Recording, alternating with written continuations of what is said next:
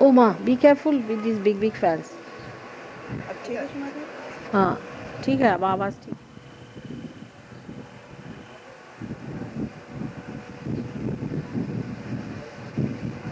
21 मार्च से हमारा जन्मदिवस आप लोग मना रहे हैं और बम्बई में भी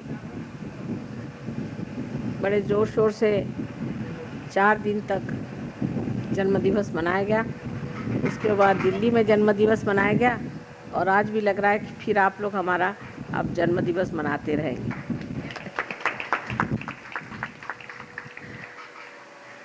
इस कदर सुंदर सजाया हुआ है इस मंडप को फूलों से और विविध रंगों से। सारी शोभा इतनी बढ़ाई हुई है कि शब्द रुक जाते हैं कलाकारों को देख करके। उन्होंने किस तरह से अपने हृदय से यह इतनी प्रतिभावान चीज़ बनाई कि थोड़ी समय में।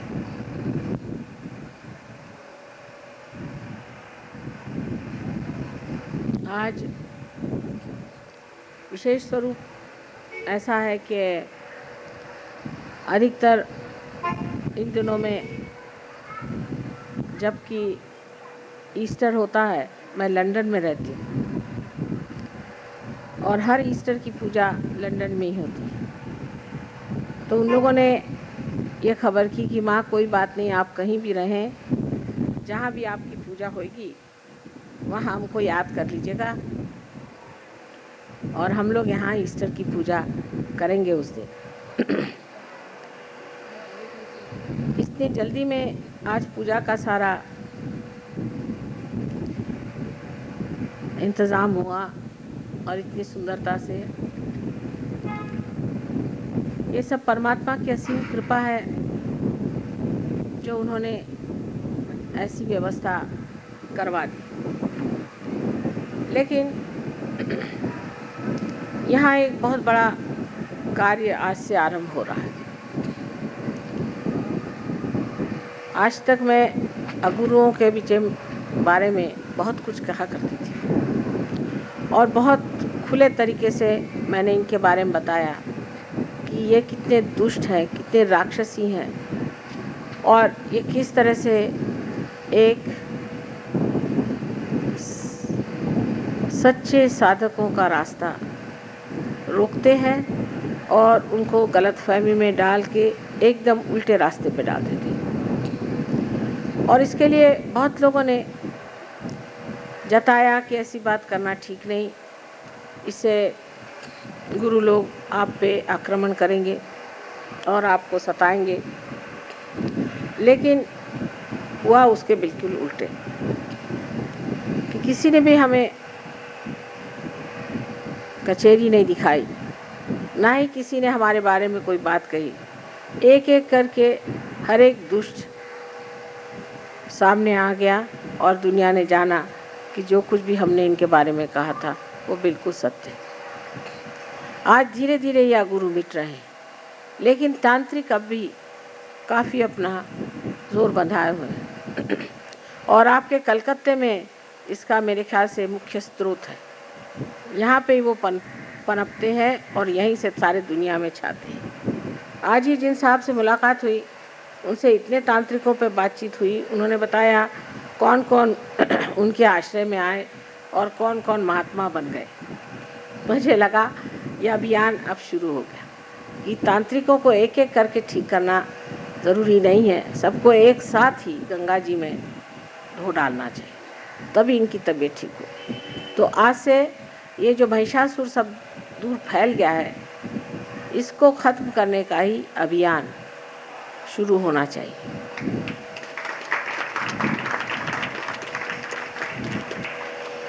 ये एक बड़ी भारी आत्मिक क्रांति है जिससे सारे संसार का कल्याण होने वाला है। सारा संसार इस क्रांति से पुनीत हो जाएगा और आनंद के सागर में परमात्मा के साम्राज्य में रहेगा। लेकिन उसके लिए सबको धीरज से कुछ न कुछ त्याग करना चाहिए। और उसके लिए सबसे बड़ी चीज़ ये है कि हिम्मत रखनी चाहिए। हिम्मत से अगर काम लिया जाए तो कोई वो दिन दूर नहीं जब हमारा सारा संसार सुख से भरा हो जाए। किंतु उसमें सबसे बड़ी अड़चन आती है हमें, जबकि सहयोगी गहनता में उतरते नहीं। सहयोगियों को चाहिए कि वो बहुत गहन उतरे। हर सहयोगी के लिए ये एक बड़ी जिम्मेदारी है कि उन्हें इस क्रांति में ऐसा कार्य करना चाहिए जो एक विशेष रूप धारण किए हो। अभी तक जो भी सहयोगी मैं देखती हूँ उनमें यही बात होती है कि अभी हमारी ये पकड़ आ रही माँ, अभी हमारे ये चक्र पकड़ रहे हैं, हमारी ये हो रहा है, अभी हमारे अंदर ये दोष है, ऐसा है वैसा है। लेकिन जब आप देना शुरू करें, जब आप दूसरों को देना शुरू करेंगे, जब दूसरों का उद्धार करना शुरू करेंगे, तो अपने आप ये सब चीज़ें धीरे धीरे कम होती जाए। चित्त आपका इधर ही रहना चाहिए कि हमने कितनों को दिया, कितनों को हमने पार कराया, कितनों को हमने सहयोग में लाया है। जब तक हम इसको बहुत ज़ोर से नहीं कर सकते तब तक सहयोग का कार्य आगे नहीं बढ़ पाए। और ये बढ़ाना अत्यंत आवश्यक है। उसके लिए और भी बहुत सी बातें करनी चाहिए जो कि हम लोग सोच रहे हैं कि 1 साल के अंदर घटित हो जाएगी। उसमें से एक बात ऐसे सोच रहे हैं कि एक इस तरह का कोई आश्रम बना लेंगे जहाँ पर कि सहयोगी अलग अलग जगह से आके रहेंगे और उनको सहयोग के मार्ग की पूर्णतया उनको परिचित किया जाएगा। इतना ही नहीं, लेकिन उनकी जो कुंडलिनी है उसकी जागृति भी पूर्णतया हो जाएगी और वो एक बड़े भारी महान योगी के रूप में सारे संसार में कार्यान्वित होंगे। इसकी व्यवस्था सोच रहे हैं और मेरे विचार से साल भर के अंदर कोई न कोई भी ऐसी चीज़ बन जाएगी जहाँ पर आप लोग कम से कम 1 महीना आके रह सकते हैं और वहाँ रह कर के आप इस सहयोग में पारंगत हो जाएं और एक निष्णात प्रवीण सहयोगी बन के सारे संसार में आप कार्य कर सकते हैं। पर सबसे बड़ी बात यह है कि जो हमारे अंदर एक तरह का अपने प्रति एक अविश्वास सा है, जो डिफिडेंस है, उससे हमें बाज आना चाहिए। हम आपसे बताते हैं, यहाँ जो डॉक्टर वॉरेन है, ये जब सहयोग में आए थे तो हमारे पास ज़्यादा से ज़्यादा 8 दिन तक रहे। उसमें भी लड़ते झगड़ते ही रहे पूरी समय। उनके पहले समझ ही में नहीं आ रहा था कि किस तरह से अपने को ठीक करें।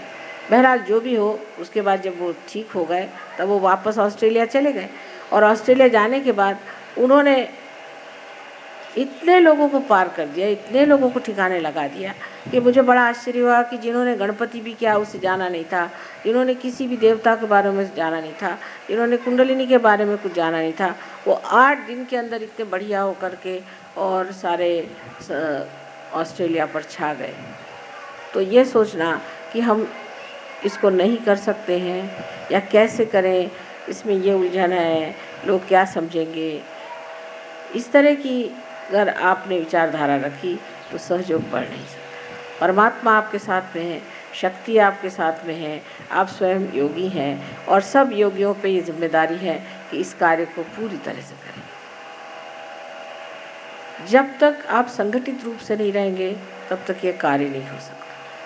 संगठित होना पड़ेगा और संगठित होने का मतलब यह है कि आप एक शरीर के अंग प्रत्यंग हैं। एक सहयोगी को दूसरे सहयोगी से कभी भी विलग समझना नहीं चाहिए। जैसे कि मैं देखती हूँ कि शुरुआत में सहयोगी, जो इंसान सहयोगी नहीं है उसके और ज़्यादा मुड़ता है बनिस्बत उसकी ओर जो सहयोगी है। तो पहली तो बात ये होनी चाहिए कि जो हमारे दूसरे भाई बहन माने सहयोगी हैं उनके आगे बाकी सब पराए। कोई कुछ भी बात कहे, उनके साथ हमको किसी तरह से भी एक मत नहीं होना, क्योंकि वो चक्कर में आपको डाल देंगे और आपके अंदर फूट पड़ जाएगी। इस आसुरी विद्या से अगर बचना है तो आपको ये समझ लेना चाहिए कि आप योगी जन हैं और आप परमात्मा के साम्राज्य में हैं। हर आसुरी विद्या का एक एक एजेंट है, समझ लीजिए, वो आपको खींचना चाहता है कि आप इस विद्या से हट जाएं और उनकी विद्या में आ जाएं।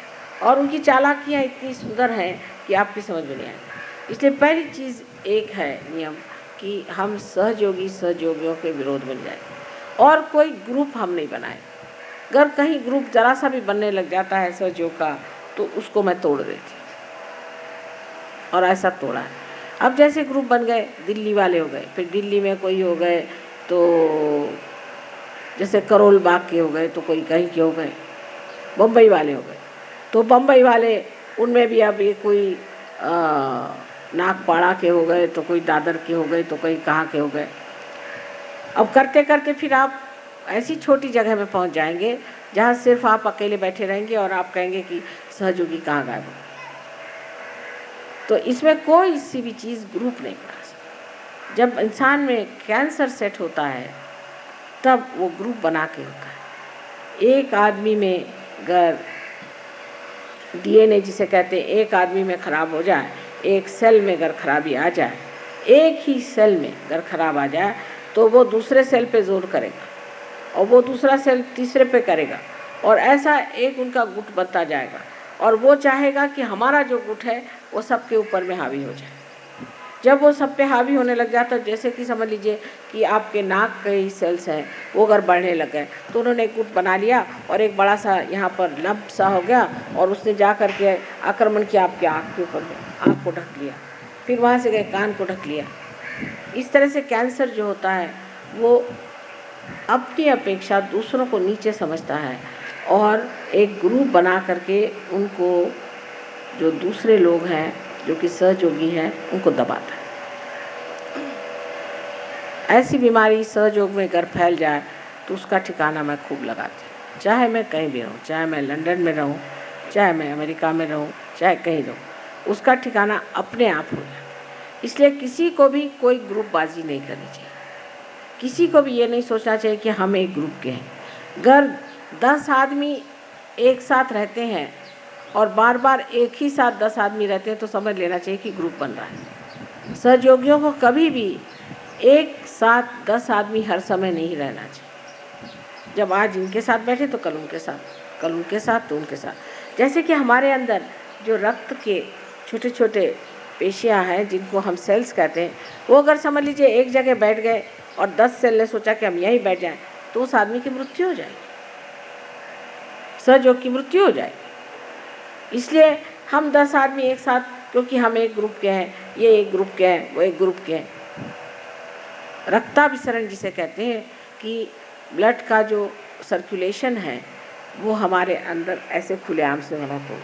तो कोई सा भी ग्रुप नहीं बनना चाहिए। जहाँ ग्रुप आपने देखा बन रहा है उस ग्रुप को छोड़ के दूसरे ग्रुप पे चले, उस ग्रुप को तोड़िए, उसे कहना चलो इस ग्रुप के साथ आ जाओ, फिर वो उसके साथ आ जाए। इस तरह से जब तक आप नहीं करेंगे तब तक आपकी कलेक्टिविटी में नेगेटिविटी बनती जाएगी। जैसे कि मैं कहती हूँ कि आपने अगर मथन करके और मक्खन निकाला, मक्खन के कण चारों तरफ हैं, उसमें एक बड़ा सा मक्खन का ढेला डालना पड़ता है, फिर उसके आसपास सारे जो हैं कण उसको जुटते जाते हैं। पर 4, 5, 6 कण मिलकर के अलग से अगर बैठ जाए तो जिसने मथा है वो कहता है जाने दीजिए, बेकार, ये तो मक्खन बेकार ही है, छोड़ दीजिए, जो बड़ा है उसको उठा लीजिए। तो सबको मिल मिल करके एक बड़ा सा मक्खन का जैसा स्वरूप है, इसी तरह से आपको भी एक बड़ा सा ग्रुप बनना चाहिए। करते करते फिर एक बड़े सागर में विलीन हो जाना चाहिए। तो एक बूंद को अगर आपको सागर में विलीन करना है तो आप 4-5 बूंद बना के सिर्फ बबूले बनाइएगा। जो भी इस तरह से कार्य करता है बबूला बना लेता है, और वो बबूले आप जानते हैं कि 2 मिनट के लिए आते हैं और नष्ट हो जाते हैं, अपने आप ही प्रकृति से ही होते हैं, उसको कोई करने की ज़रूरत नहीं। इसलिए कोई सा भी ग्रुप आपको बनाना नहीं है। सबके साथ एक जैसा मिलना जुलना, सबको एक साथ जाना, सबसे एक साथ प्रेम रखना और सबको एक साथ समझने की कोशिश करना चाहिए। एक दूसरों को किसी भी तरह से आपको क्रिटिसाइज़ कभी नहीं करना चाहिए। आप आपस में भाई बहन नहीं हैं, लेकिन आप मेरे शरीर के अंग प्रत्यंग हैं। अगर समझ लीजिए मेरी एक उंगली ने दूसरी उंगली को क्रिटिसाइज कर दिया तो क्या फ़ायदा होगा? इससे तो नुकसान ही होने वाला। इसलिए ठीक यही है कि मनुष्य को क्या हो गया, बैठ तो जाइए। इसलिए बहुत उचित यही बात है कि हम लोगों को ये सोचना चाहिए कि अब हम मनुष्य नहीं, हम अतिमानव हैं, और अतिमानव की जो स्थिति है उसमें हमें सब दूर घूम फिर करके और अपना चित्त परमात्मा की ओर रखना चाहिए। ये बड़ी भारी एक कठिनाई आ जाती है सहयोग में शुरुआत में, जबकि कलेक्टिविटी आदमी पता नहीं क्यों तोड़ देता है। ये भी एक आसुरी विद्या है जहाँ कलेक्टिविटी टूट जाती है। अब जैसे हम कहें कि बम्बई में ये काम कम है, पर दिल्ली में अब भी नहीं, और कलकत्ते का मुझे अभी मालूम नहीं हाल, लेकिन मैं यही कहूँगी कि ये बीमारियाँ फैलने मत दीजिए। आप लोग सब मेरे बेटे हैं और मेरी बेटियाँ हैं। आपस में कोई सा भी आप में अगर कोई मतभेद हो जाए तो उसमें कोई ऐसी बात नहीं है, लेकिन ये कि आपस में आप ग्रुपबाजी मत करें। फिर एक ग्रुप बन गया, फिर वो ग्रुप वाले कहेंगे साहब हमारे आदमी को आप सामने करें, वो कहेगा हमारे आदमी को सामने करें, और उसका फिर असर क्या आएगा आप देखते हैं कि ऐसे लोग सहयोग से परान्मुख हो जाते हैं, हट जाते हैं, उनका स्थान खत्म हो जाता है। जैसे गुरुओं को ख़त्म किया है वैसे ही इस तरह के लोगों को भी ख़त्म किया जाता है। सो मैं नहीं करूं तो आपकी प्रकृति ही करे। इसलिए आपको खास करके मुझे कहना है कि कृपया आप लोग अपनी ओर चित्त दें और दूसरों की ओर प्रेम दें। दूसरों को प्रेम दीजिए और अपनी ओर चित्त दें। अपनी ओर देखें और अपनी ओर देख के आप ये कहिए कि हम कैसे, क्या हम ठीक है, क्या हमारे चक्र ठीक है, क्या हम में कोई दोष है, या अगर आप सोचते हैं कोई समझता है तो उससे जाके पूछिए कि भाई कोई चक्र पकड़ रहा तो बता दीजिए, हमारी समझ में नहीं आता। जिस दिन आप इस चीज़ को अपना लेंगे कि हम माँ के अंग प्रत्यंग में बैठे हैं, आप समझ जाएंगे कि आपका कितना महत्व है। आप चाहे जैसे भी हैं, हमने आपको स्वीकार कर लिया। अब आपको भी हमें स्वीकार करना होगा और जानना होगा कि अब अत्यंत शुद्ध और पवित्र भाव से रहने से ही हमारी माँ को सुख और आनंद मिल सकता है।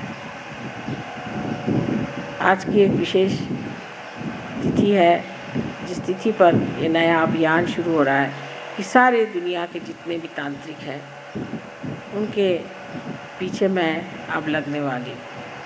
और मैं चाहती हूँ कि आप भी सब के पीछे हाथ धोकर लगे, और जहाँ भी कोई तांत्रिक दिखाई दे तो उसके पास जाने वाले लोगों के लिए कुछ आप चाहें तो उसके लिए हैंडबिल्स वगैरह छपा के वहाँ भेज दीजिए कि ये आप तांत्रिक है और तांत्रिक से भागते रहिए। अगर जो आदमी तांत्रिक के पास जाता है उसके घर में अगर तांत्रिक आ जाए तो 7 पुश्त तक वो पनप नहीं सकता, उसके बच्चे नहीं पनप सकते, 7 पुश्त तक उसके यहाँ हालत ख़राब है, बड़े बड़े नुकसान हो जाएंगे, उसके घर जल जाएगा और हो सकता है उसकी बीवी कहीं आत्महत्या कर ले, उसमें उसके घर में हमेशा तकलीफ़ें, दुख और परेशानी है। इसलिए ये जो अभियान है इसका आज का दिन भी ऐसा है कि जिसे सब लोग मजाक में अप्रैल फूल का दिन कहते हैं। तो इनको बेवकूफ़ बना के ही पटका जाएगा, इनको बेवकूफ़ बना के और पटका जाएगा, क्योंकि ये अपने को बहुत अक्लमंद समझते हैं। तो इनकी जो बेवकूफ़ियाँ हैं उनका पूर्णतया उद्घाटन करना आप लोगों का कार्य है। आप सबके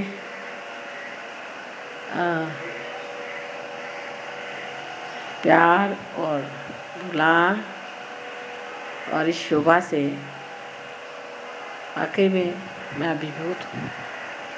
इतना आप लोगों ने खर्च किया, इतनी शोभा बढ़ाई है, सो यही कहना है कि बहुत ज़्यादा खर्चा करने की ज़रूरत नहीं। आपकी माँ तो इतनी सीधी सादी है, उसको कोई भी चीज़ की ज़रूरत नहीं है। आप लोग जो भी है, जो कुछ भी हमें दे दें तो ही बहुत है, हमें तो कुछ चाहिए भी नहीं। जो कुछ हमसे लेना है वो आप लोग ले लीजिए। लेकिन अब आप लोगों के संतोष के लिए हम कहते हैं अच्छा भाई आपको साड़ी देना है तो दे दो, अब क्या करें। लेकिन वो भी क्या कि आप सोचिए कि 4 साल पहले दी हुई साड़ियाँ अब भी ऐसी ताले में चाबी में बंद है। वो तो हमारे समझ नहीं आता कि बाद में जब कोई म्यूज़ियम बनेगा तो उसमें आप लोग लगाइएगा।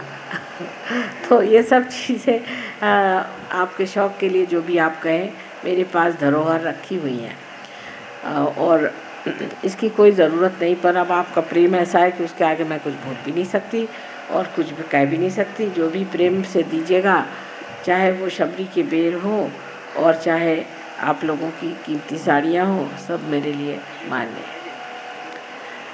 तो अब हम लोगों की पूजा का समय हो गया। आज जैसे मैंने कहा था जन्म दिवस की बात है, बराबर 12 बजे मैंने अपना भाषण शुरू किया और बराबर 12 बजे ही मेरा जन्म हुआ था। इसलिए इतना समय लग गया, फूलों में समय लग गया, इसमें कोई घबराने की बात नहीं, क्योंकि संजोग ऐसा है 12 ही बजे आज का जन्मदिन मनाने का था। तो इसमें सब चीज़ सब अपने समय पर ठीक ठाक बैठती है, तो इसमें किसी को भी कोई दोष नहीं मानना चाहिए।